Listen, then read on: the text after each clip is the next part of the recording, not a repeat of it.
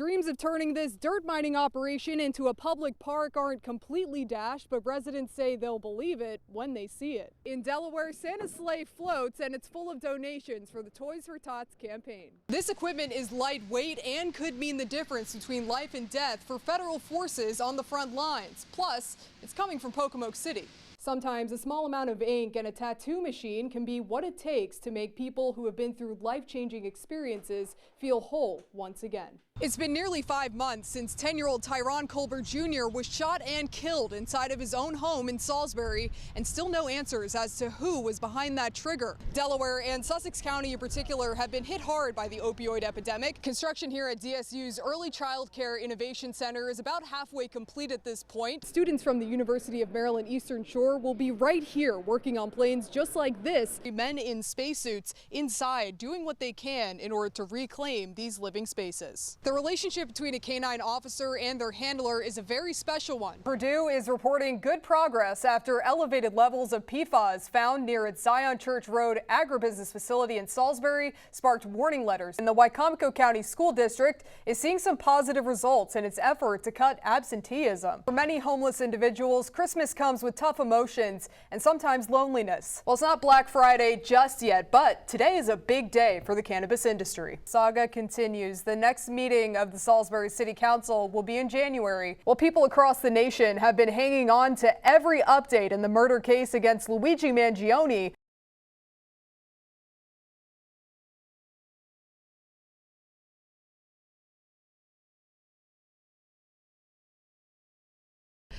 I was putting my food away, the seasonings in the cabinet, and I noticed mold in every cabinet along the wall that had where the refrigerator was.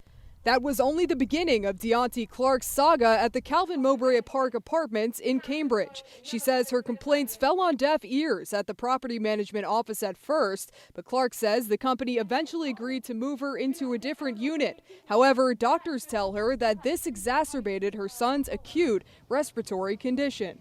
I noticed black spots start coming up on the wall after, cutting the heat on. A couple, weeks after that, towards the end of December, my son ended up getting real sick, and he got airlifted across the bridge. My son flatlined in the air. Deonte's son survived, but after that scare, she and her family were supposed to move into a third unit, but it was condemned before they ever got the chance. However, Deonte says that the damage had already been done from living in the previous two.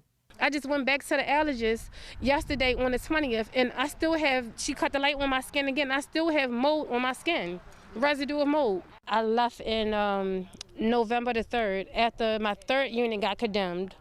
All in the same apartment complex, right? Yes, all within the same, one property. They just moved me to different properties. It's been just hell and chaotic living here. Mold remediation units could be seen on site Thursday. President of the Cambridge Commissioners, LaJan Cephas, says the city is aware of the situation.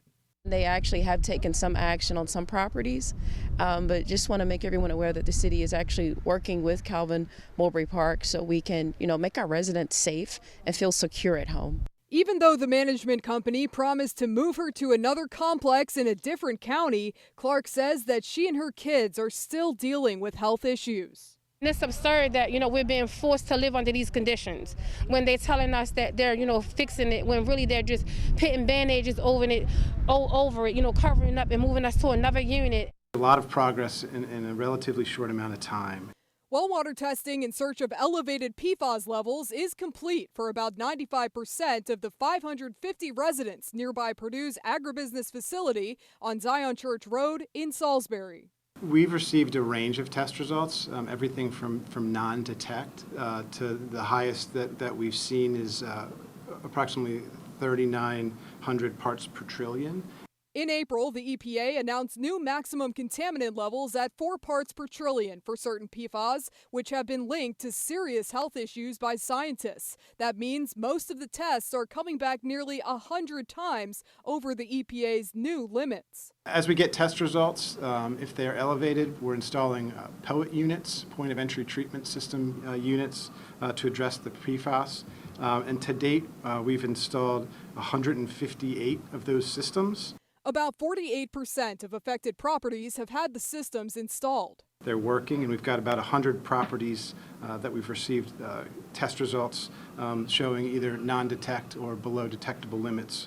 Purdue and the Maryland Department of the Environment are still working to find the source of the contaminants, part of a statewide effort by the department to identify where the highest levels of PFAS are found in Maryland. Back in Salisbury, testing and POET system installation should be complete at all of the properties by early spring. For now, Purdue is providing bottled water to about 465 residents. That's at no cost to the homeowners.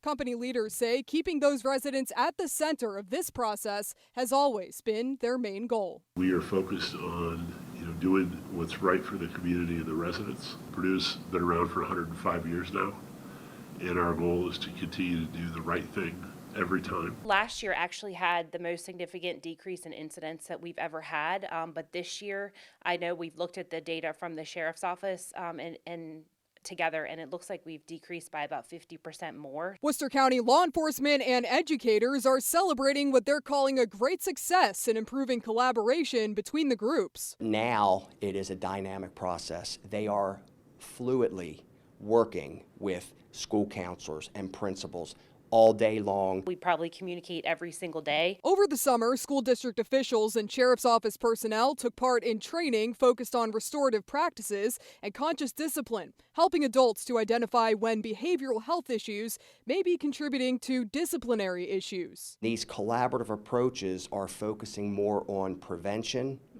and early intervention. Sheriff Matt Crisafulli says his deputies now have a better understanding of how to meet the diverse needs of Worcester County students, saying the impact that school resource deputies can have on them is lifelong. They are guides, they are coaches to our students.